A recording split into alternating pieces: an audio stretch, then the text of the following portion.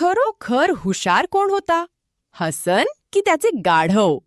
प्राचीन इजिप्तमधील ही मज्जेशीर कथा आहे एका अशा व्यापाऱ्याची जो स्वतःला खूप हुशार समजत होता, पण त्याच्या एका विचित्र योजनेमुळे संपूर्ण गावासमोर त्याची अशी फजिती झाली की लोक हसता हसता लोटपोट झाले. तर शेवटी हसनला कोणता धडा मिळाला आणि त्याच्या गाढवाने त्याला काय शिकवले? ही मनोरंजक आणि बोधप्रद कथा शेवटपर्यंत नक्की पहा.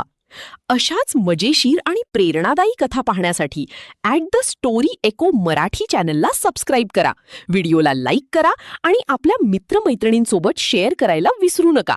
चला तर मग पाहूया हसन आणि त्याचे गाढव ही भन्नाट इजिप्शियन कथा. हसन आणि त्याचे गाढव. प्राचीन इजिप्तमध्ये नाईल नदीच्या किनारी हसन नावाचा एक व्यापारी राहत होता. तो खूप आळशी होता, पण स्वतःला फार हुशार समजायचा.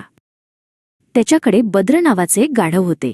गावात सगळे म्हणायचे, हसनपेक्षा त्याचे गाढव जास्त शहाणे आहे. हे ऐकून हसनला खूप राग यायचा. एके दिवशी त्याने ठरवले की गावकऱ्यांना आपण किती हुशार आहोत हे दाखवायचे. तो बाजारात गेला आणि मोठ्या आवाजात म्हणाला, उद्या मी माझ्या गाढवाला वाचायला शिकवणार आहे. सगळे गावकरी हसायला लागले. गाढव कधी वाचू शकते का, त्यांनी विचारले. हसन अभिमानाने म्हणाला, माझे गाढव काहीही करू शकते.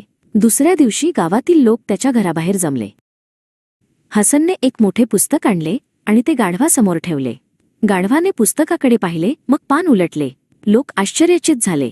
थोड्या वेळाने गाढवाने दुसरे पान उलटले, मग तिसरे. गावकरी कुजबुजू लागले, अरे वा, हे तर खरेच वाचत आहे. हसन अभिमानाने छाती फुगवून उभा राहिला. तेवढ्यात गावातील वृद्ध ज्ञानी माणूस ओमर पुढे आला. तो शांतपणे गाढवाजवळ गेला आणि पुस्तक उघडून पाहिले. पहिल्या पानात गाजर होते, दुसऱ्या पानातही गाजर होते, तिसऱ्या पानातही. प्रत्येक पानाच्या मध्ये हसनने गाजराचे छोटे तुकडे लपवले होते. गाढव वाचत नव्हते. ते गाजर शोधण्यासाठी पाने उलटत होते. संपूर्ण गाव जोरात हसू लागले.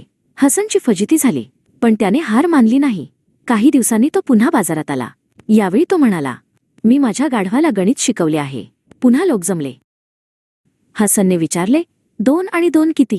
गाढवाने 4 वेळा ढेनल असा आवाज केला. लोकांनी टाळ्या वाजवल्या. मग हसनने विचारले, 5 आणि 3 किती? गाढव पुन्हा 4 वेळा चोरडले. लोक गोंधळले. ओमरने हसत विचारले, हे काय? हसन घामाघूम झाला. तेवढ्यात एक मुलगा म्हणाला, काका, मी पाहिले, प्रश्न विचारण्याआधी तुम्ही गाढवाच्या पाठीवर 4 वेळा टपल्या मारता, म्हणून ते 4 वेळा चोरडते. पुन्हा एकदा गावात हशा पिकला. हसनची दुसऱ्यांदा फजिती झाली. आता तो खूप निराश झाला. तो घरी जाऊन बसला. तेव्हा त्याचे गाढव बद्र त्याच्याजवळ येऊन शांतपणे बसले. हसन विचार करू लागला, मी लोकांना फसवून हुशार दिसण्याचा प्रयत्न करतोय, पण प्रत्येक वेळी माझीच फजिती होते. दुसऱ्या दिवशी तो गावात गेला आणि सगळ्यांसमोर म्हणाला, मित्रांनो, मी खरोखर हुशार नाही. मला फक्त लोकांनी माझी प्रशंसा करावी असे वाटत होते, पण खोट्या दिखाव्याने आदर मिळत नाही. ओमर हसला आणि म्हणाला, आज तू पहिल्यांदाच खरोखर शहाण्यासारखे बोललास. गावकऱ्यांनी टाळ्या वाजवल्या. त्या दिवसानंतर हसनने लोकांना प्रभावित करण्याऐवजी स्वतःला सुधारण्यावर लक्ष दिले. आणि गंमत म्हणजे, ज्या दिवशी त्याने हुशार असल्याचे नाटक करणे सोडले, त्या दिवशी लोकांनी त्याला खरोखर हुशार मानायला सुरुवात केली.